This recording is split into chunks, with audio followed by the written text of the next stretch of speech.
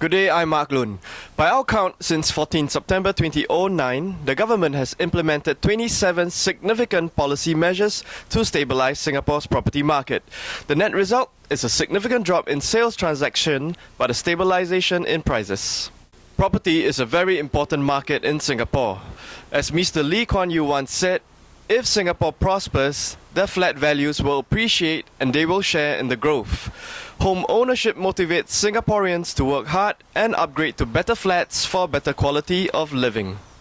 One can infer from Mr. Lee's statement that property prices should track the growth of the country. The SRX Price Index, or SPI, for private condos has generally tracked the nation's GDP in terms of direction. GDP, or Gross Domestic Product, is a key measurement of how well Singapore's economy is growing. There have been two exceptions when property prices have not tracked GDP.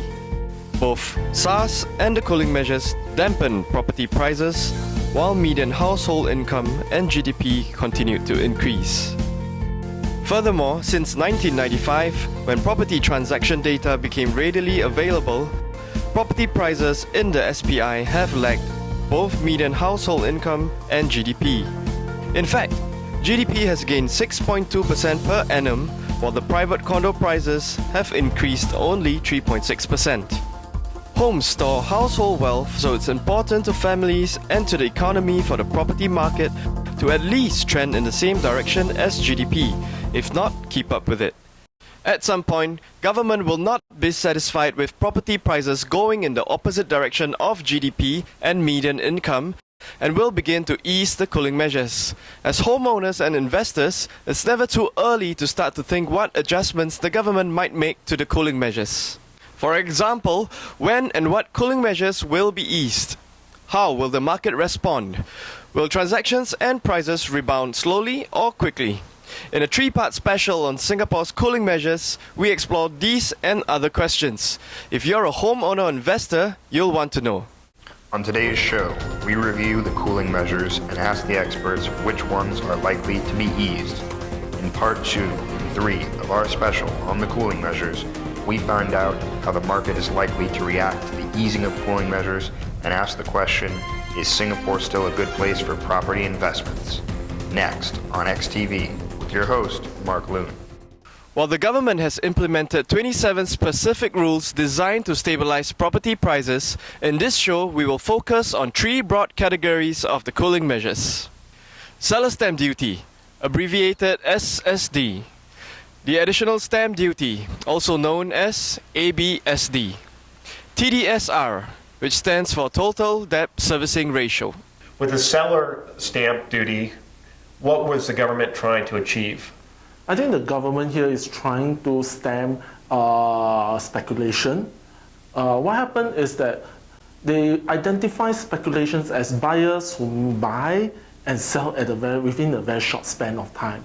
So that is the purpose of the seller stamp duties. So by putting a tax that people have to pay when they sell, if they sell, that will stop speculation. Right. So Okay. they kind of, it's a very crude measure of what is speculation. Because I think usually it's very, very hard to identify speculation. Right. So that's the way. Did the seller stamp duty tax have much impact on the overall price index? Well, the impact is like mainly on 1 quarter, but after that we can see that the demand is still there and the price continue to climb up. So people were still willing to bid the price up because they were okay with holding the home for at least 3 to 4 years. Yeah. I think when the buyers buy it, they are actually having the intention to hold it for 3 to 4 years. So to them, it's not a big issue. What was the objective of the additional buyer stamp duty? During that point in time, the government feels that the prices are overheated, the housing market is overheated, and the additional buyer stamp duty helped to cool down the market.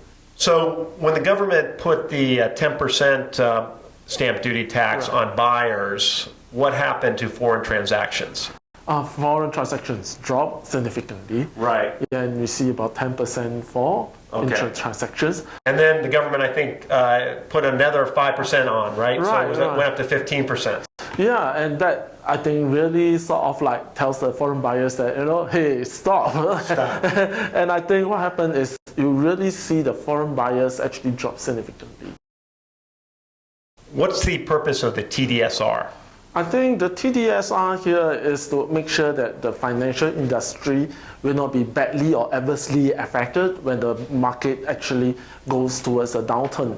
So Nicholas, if the government does ease cooling measures, what do you think it will look like?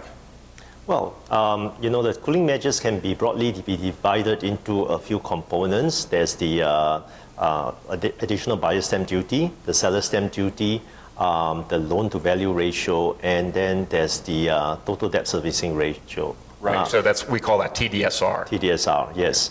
Well, the government has already announced that the TDSR is going to be a permanent feature. So now I think that the government may tweak a little on the additional buyer stamp duty.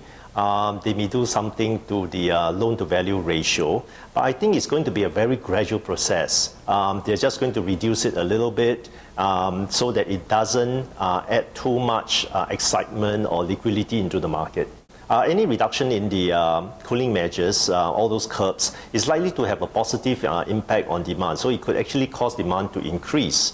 But I think the government is mindful of that. And they do not want to do anything that will probably undo all their hard work of trying to cool the market, or as they call it, to stabilize the market.